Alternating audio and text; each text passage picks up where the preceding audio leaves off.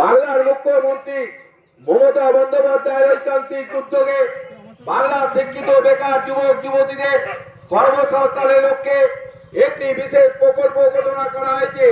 নাম তার বাংলার যুবসাথী প্রকল্প। এই প্রকল্পের কাজ গত 15 ফেব্রুয়ারি হইতে ধরিয়াখালী বাস স্ট্যান্ডে সকাল 10টা থেকে বৈকাল 5টা পর্যন্ত বিশেষ শিবিরের আয়োজন করা হয়েছে। শিবিরটি আগামী 26 ফেব্রুয়ারি অবধি চলবে।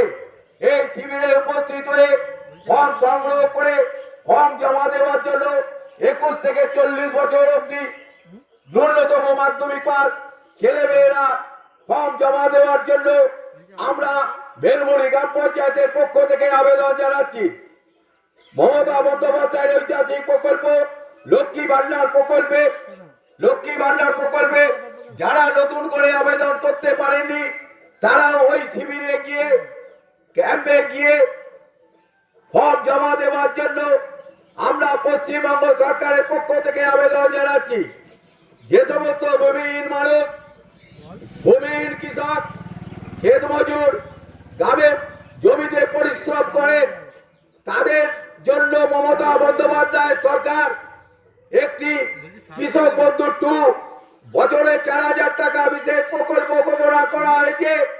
আপনারা এই প্রকল্পে অংশগ্রহণ করার জন্য ক্যাম্পে গিয়ে ফর্ম সংগ্রহ করে ফর্ম জমা দেওয়ার জন্য আমরা বেলমুড়ি গ্রাম পঞ্চায়েতের পক্ষ থেকে আবেদন জানাচ্ছি।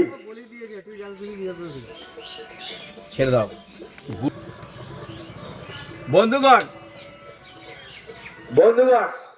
বাংলা শিক্ষিত বেকার যুবক যুবতীদের কর্মসংস্থানের লক্ষ্যে একটি বিশেষ প্রকল্প ঘোষণা করা হয়েছে।